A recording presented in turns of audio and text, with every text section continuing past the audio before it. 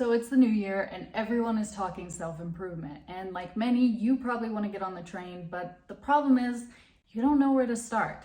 That's why I've created this video to give you actionable steps to define goals that you will actually achieve this year. So if you're interested, let's get right into it. So the very first thing that we have to do that I personally think is the hardest is actually identifying what you want.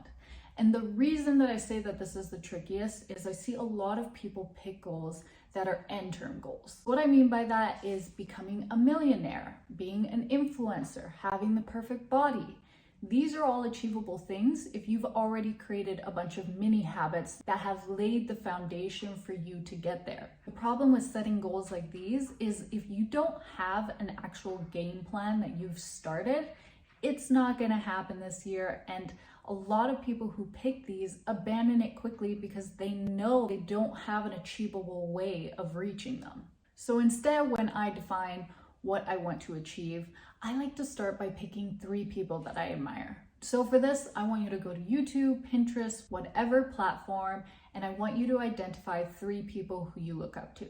So for this example, I want to share 3 of mine, which is Nisha, Jay Shetty, and Chad Bartlett. Now, the reason that I admire Nisha is she has a strong understanding of money and how to accumulate wealth. In particular, she talks a lot about investing, which is something that I want to get into in order to accumulate my wealth over the years. The second example is Jay Shetty. I have always been inspired by his videos for how grounded and insightful he is.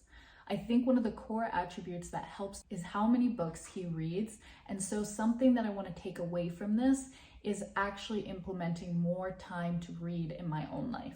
Finally, I have Chad Bartlett. He has successfully created passive income streams across many different platforms, and that is something that I really want to lay the foundation for moving forward in my life. So now that you have these 3 people and you've identified what you want to pull from their own habits and lifestyle, you need to make these goals actionable. So now that I know that I want to invest, I want to make this goal really easy for myself by outlining all of the things that I need to know in order to achieve it. So for instance, in this case, I need to know what platform am I going to use. I have identified that I'm going to use Wealthsimple because I'm based in Canada. I've also identified that it has no commissions per trade, which since I'm literally just going to be entering money and letting it sit there for years is perfect for my use case. And what am I going to actually invest in? After watching lots of videos, I have decided that I'm going to invest in the S&P 500 because it is the lowest risk investment that I can make. So finally, I have to figure out how much do I want to put in every month? What is a realistic goal? Let's say that my goal is $100 every month to invest in this platform. So you see how we just took a broad goal of I want to invest this year and made it super easy to achieve by breaking it down. By understanding what platform I'm going to use, which stock I'm going to invest in, how much I'm going to invest, and how frequently, I have taken away any decision making that I need to make in the future, and I just have to achieve the goal. My second broad goal was to read more this year. So again, I want to start with how can I incorporate this proactively in my life? I know I don't have the time to sit down and read a book, so I knew right away that my answer would be reverting to some type of audiobook platform that would make it easier for me to start reading regularly. The platform that I have identified for this goal is Scribd. The reason that I ended up picking this one is I know that sometimes I will start books and I'm not committed to them and I want to just swap. And a lot of other platforms make you buy the book up front. And so if you don't like it, it kind of just feels like a waste. Versus Scribd, I'm paying a monthly fee and I can listen to any of the books from their audio library, which makes me feel like I'm getting a really good deal. And again, is encouraging me to try books freely without feeling too picky about which books I'm going to start listening to. Next, I wanted to identify the frequency of books I'm going to read. I think 1 book a month is very achievable, and so I don't want to get in over my head, and I'm going to stick to that goal. Finally, I really wanted to make it a no-brainer, so I went ahead and found 3 books that I have been hearing a lot of good things about and I want to take the time to read. Now that I have these things defined, I can easily get started on this in the new year without having to fuss about the logistics of which book, which platform, etc.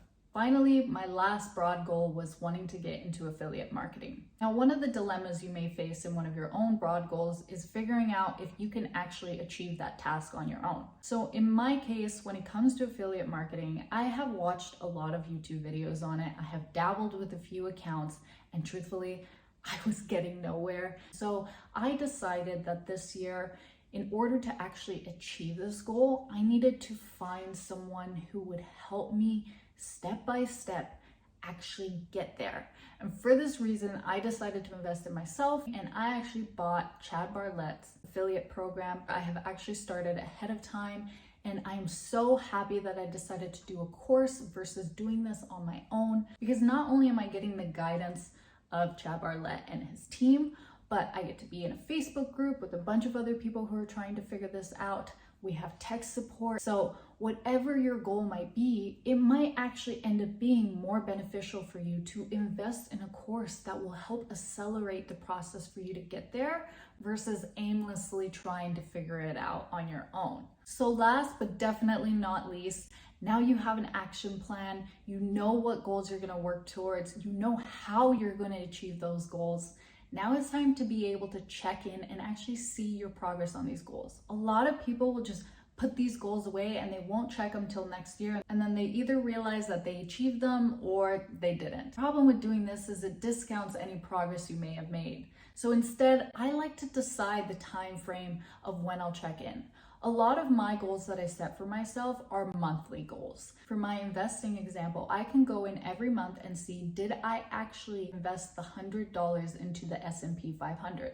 And if I didn't, I want to identify why so I can go ahead and make changes so I can hit that goal next month. And the next thing I like to do is actually identify, what can I do? Maybe I can't invest the full $100 this month, but maybe I have an extra $50 lying around. Let's invest that instead. And so by the end of the year, even though I may have not done $100 every single month, I still hit my bigger goal, which was starting to invest. So I hope walking you through my own personal examples will inspire you to create some actionable goals for you to hit this year. If you have found these action steps helpful, please make sure to like and subscribe. Next week, I will be doing a video on how to get motivated. So if you're interested, make sure to hit that bell icon so you don't miss out, and I will see you next week.